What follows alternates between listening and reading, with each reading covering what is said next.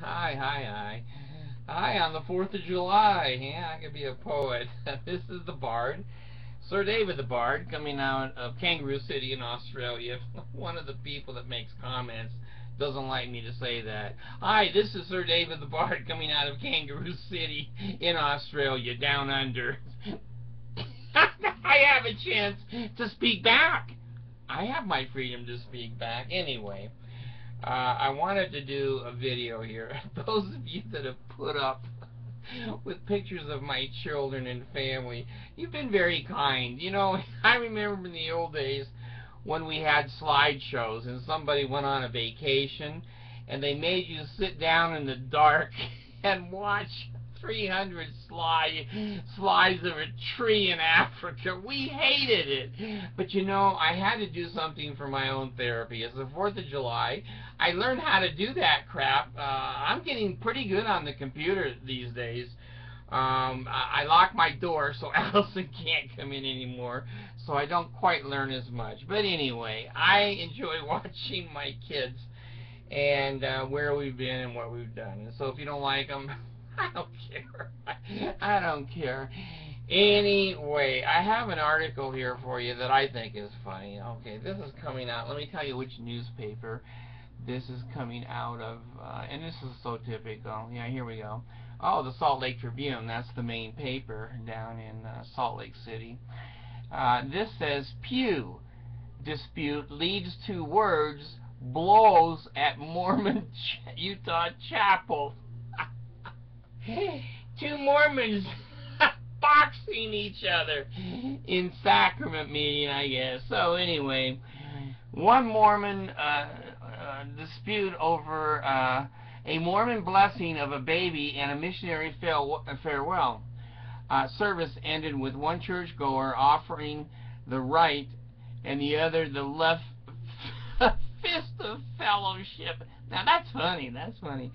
Weber County Sheriff Lieutenant Mark Lowther said deputies were called to the Meadows Ward of the Church of Jesus Christ of Latter-day Saints in Plain City about 10:30 a.m. Sunday morning. They found one man with a bloody face and the other one sitting in the bishop's office waiting to be arrested. Who would sit in the bishop's office waiting to be arrested? Anyway, there was a pretty big congregation on that day, and apparently a family member, someone being blessed, felt he had reserved 3 rows of seats. Now, Mormons do this. This is not the only group of people that do this, but they do it in huge numbers, huge numbers. They go into an auditorium or they go into a church, and the rest of the people that are going to be with them are so late and so unorganized. The people that are there, they'll take their coat off, their hat off, 1 shoe, 2 shoes, and then they'll lay across 3 more seats. So when the people that are late in their family come in, they've saved the seats. Save the seats. Well, there's no law in the world that says you can save a seat. If the seat is empty, and even if the Holy Ghost is sitting in it, your ass can sit down. That's the law. Well, the Mormons see the world very different. So anyway, yeah, this is a 51-year-old man described by deputies as 6 feet 6'2", 250-pound, regular at the ward, sat down where he usually did, which happened to be within the reserved area. So this regular member comes in. He goes to church there all the time. He sits in the usual place. He went in, and there were shoes and socks on his seat. He just threw them off and sat his fat ass down. Well, confronted by the first man, whose family reported did not regularly attend the Meadow Ward, the second man refused to move when they came up and said, "Get the hell out of these reserved seats." He goes, "No, I'm not getting up. There wasn't anybody here." Words were exchanged, and then the sacrament meeting, Mormons' weekly worship, began, and things quieted down. After the sacrament meeting, more words were exchanged, and there was a confrontation between individuals out in the parking lot, and the 51-year-old man ended up punching the victim. The victim. victim. The 51-year-old man is the victim. He was just sitting in church. And these people came up and started harassing his ass. So anyway, but the story didn't end there. Said the victims went back to clean off the blood on his face. Can you imagine all the little Mormon children? This guy's got a bloody face, blood running down, and go, geez, you know, is this the atonement? Anyway, that's where the stories kind of differ. Mormons.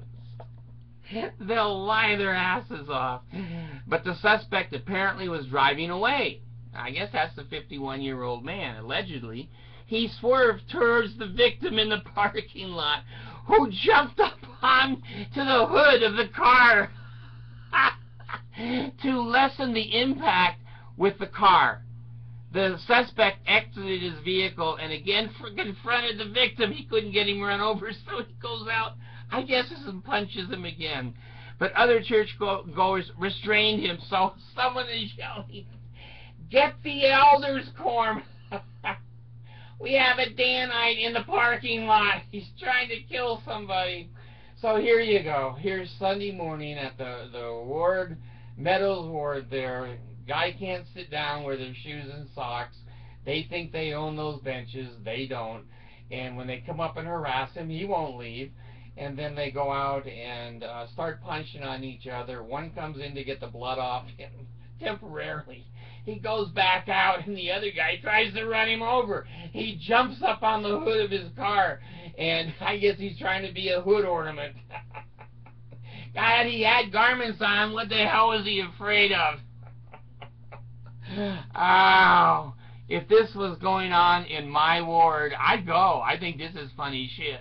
I'd go to church and go, let's go in the parking lot, guys, and see what's going on today. You gotta love the Mormons. You gotta love the Mormons. Thanks.